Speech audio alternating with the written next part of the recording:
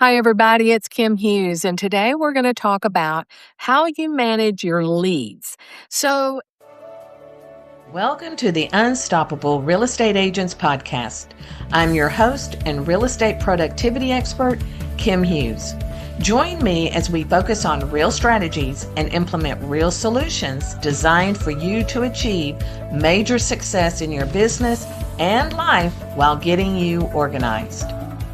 So, if you're the agent who you get leads from, Zillow, Realtor.com, Homes.com, you might receive leads from past clients, business associates. So, you have all of these areas where you generate a lead, and it could be a buyer lead, a seller lead. But you need to make sure that you follow that through, because what happens is if I'm going to refer someone to you, then that means that I trust you to take care of this person and their real estate needs, right? So if you don't follow up with that lead, that makes you look bad, but it's also going to make me look bad. And then I'm not going to refer anybody to you because I don't want to look bad either. And I don't want that person coming to me saying, well, that agent never called me. And so let's put together a strategy that works for you as well as stays on top of what your leads are up to. Okay. So the first thing I'm going to recommend is that maybe you go into your AI program, whether this is a ChatGPT or your Claude, whatever you're using, and tell it to interview you. Now, I don't know if you've heard of this technique, but when I did it, I was blown away. So the first thing you want to do is open up your AI, and I'm going to just use Claude as my reference because that's what I use. I use ChatGPT as well, but Claude I like better because I like Claude for the privacy, and Claude is a little bit more aggressive, in my opinion. So when I started my Claude account, I went in and told Claude everything about me. I told it who I am, how long I've been married, how many kids, grandkids, what my personal life is all about. And then I started talking to it about my education. What have I learned over the years and what got me to build the business that I have? And how is my business after 25 years? And I would tell it my struggles, my strengths. I would put in there, if I was ADD, I would definitely tell AI because then AI is going to know how to work with you through the ADD. Or maybe you're OCD. I always say I'm a little of both, can be a very dangerous combination because I can't stop creating because I want it to be perfection. And so I have to really sometimes just stop and say, that's good. I just don't need to keep spending my time on it when it's already good, right? So when you're telling Chat GPT or Claude, tell it everything about you, you know, tell it how you like to work, what your frustrations are, what gives you anxiety, what makes you happy in your work, everything about it. This will take a little bit of time. It took me probably about 2 hours, if not more. And because I wanted it to dial in so that I didn't have to keep correcting AI when it was working for me.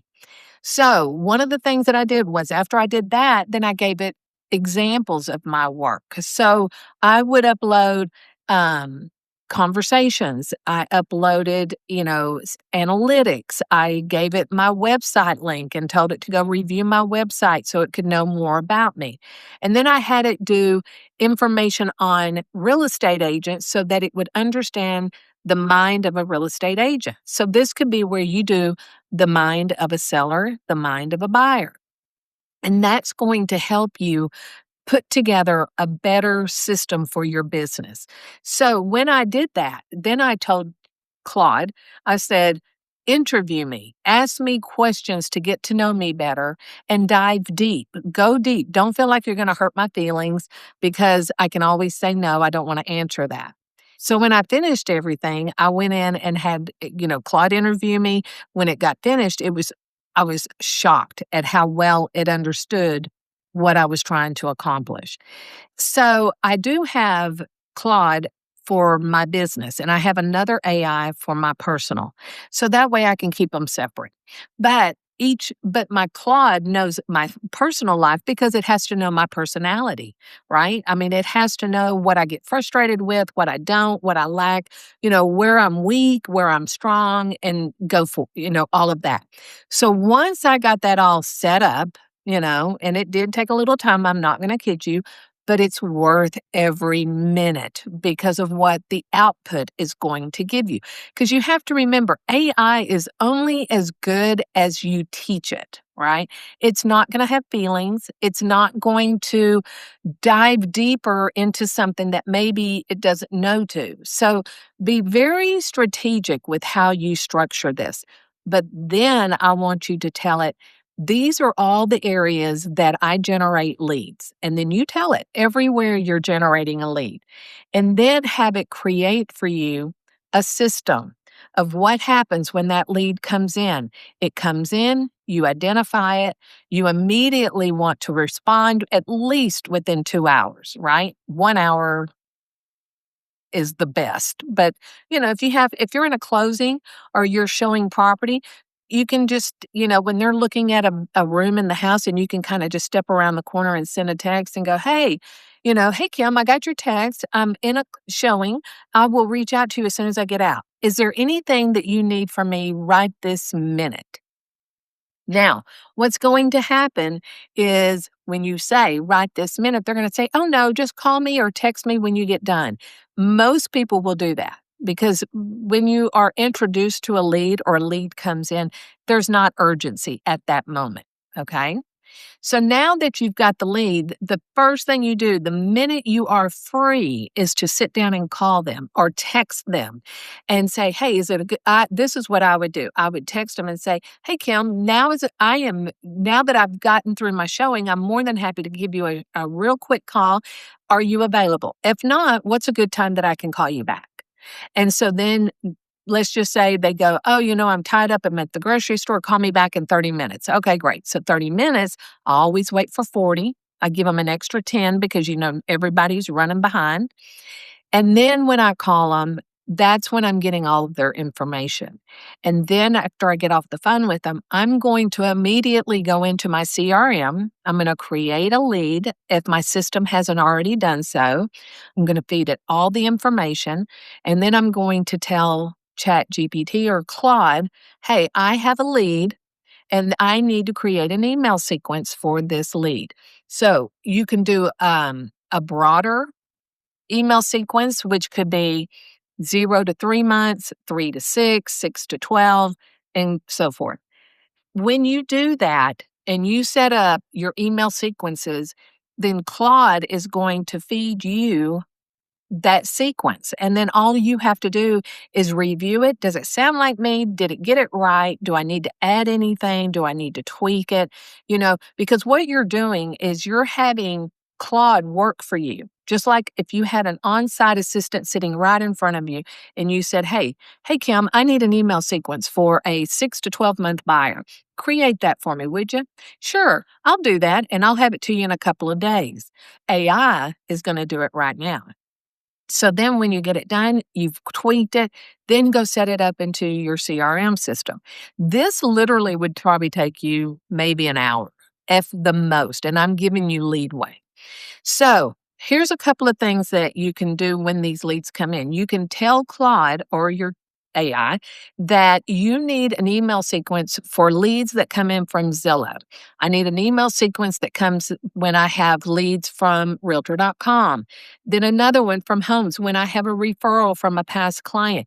So all of these ways that you're creating lead generation, you now have an email sequence that accommodates that particular client, right? So then when you put them in your CRM, you just click the button and you say, put them on my newsletter, put them on this email sequence, and then it goes out. Now, hopefully in your email sequence for buyers, you're giving them the link to set themselves up on an email listing alert. Now, this has been around for years, so you should be able to go into your MLS and get that link. And you need to put into your email sequences, maybe even the first one. Here is the link to set yourself up on an email listing alerts. This is where they can tell you exactly what they're looking for and where, and then their timeline. Now you have really generated a relationship, right? So, what I want to do from here is confirm that you have seen them in the system. So, every day you're checking your system to see who has signed up for email listing alerts. So, when they do that, then you see it. Then you want to send them a real quick text and just say, "Hey, Kim, saw that you set up your email listing alerts. I really appreciate you doing that. I'm going to look at it, see if I can't help you kind of."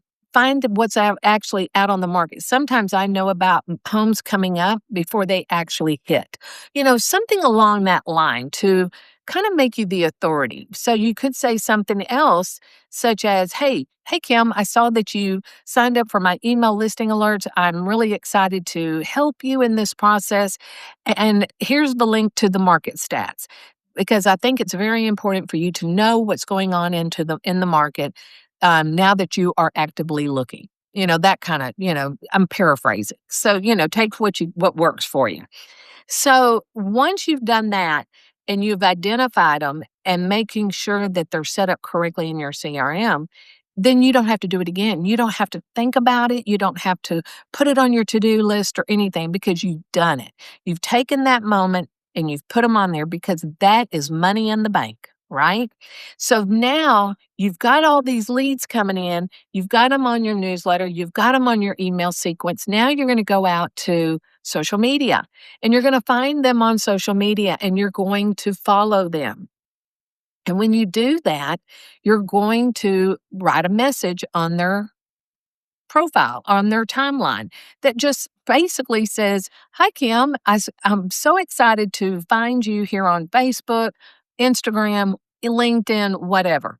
And then make a little comment about something. Maybe you go and look at what they've been posting to see if there's something that you can reply to, congratulate them on, whatever. Maybe they posted pretty flowers from their yard. You could talk about that.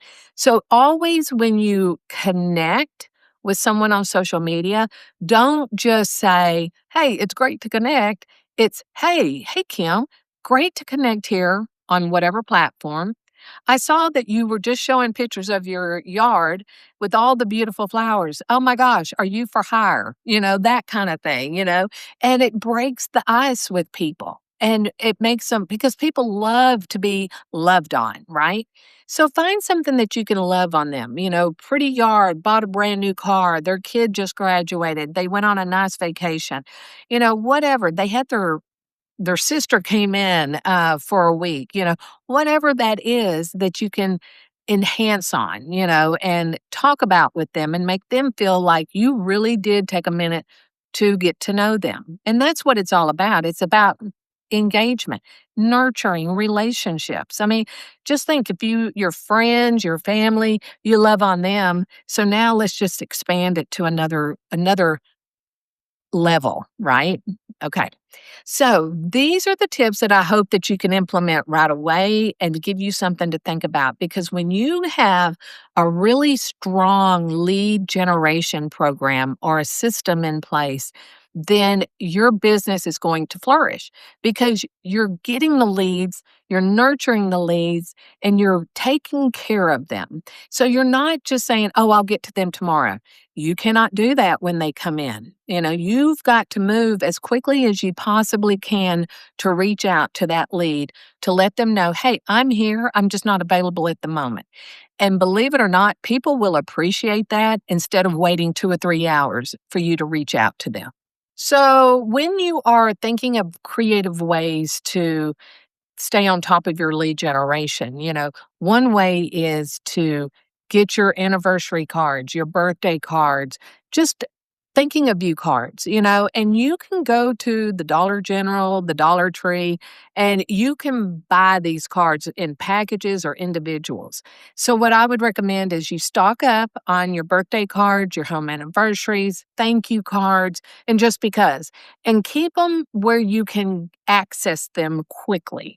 So what I would do is put them in a box, get my stamps, put those in a box with a pen and all the things that I need. So if I am sitting in my car waiting for someone to show up for a showing and I have 10 minutes, I can write a card. If I'm sitting in inspection, I can write a card. If I am at a lunch date and I'm there before they are and they're, going to be 5 or 10 more minutes, grab them out of my bag and write a card. So this is what I would recommend to you because this is going to be such a huge benefit for your business and it is received so well by your audience. But yet people and agents lack taking the time to do it. So make it convenient for you.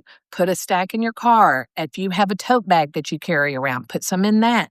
Keep some at home. Keep some at the office. Wherever you are, put a stack, maybe 10, maybe 5, and make sure you have everything together. So you can go to the Dollar Tree and find some little organizational, box to put everything in and then store them at different places in the home. I know I'm kind of diving deep on this, but I'm telling you how well it works. And if you've ever done it, you know it works. And if you kind of slacked off, come on back. We're going to get it going again. That's all you got to do is just pick it up and keep moving. All right. So the tips that I've given you for lead generation will work. You just got to make time to strategize on how you're going to make that, how to implement that into your business. So I hope that you will take a minute, think about what we've discussed today and how you can use that to move the needle in your business and start building that pipeline of leads. Okay. So thank you so much for joining me today, and we will talk to you next time. Thank you so much for tuning in. And if you know someone, and I bet you do, who would appreciate this podcast, please share it with them. As a reminder, this podcast can be delivered directly to your favorite device by using the subscribed links you can find in the show notes below or over at unstoppablerealestateagents.com. Remember, it takes as much energy to wish as it does to plan. Have a great day.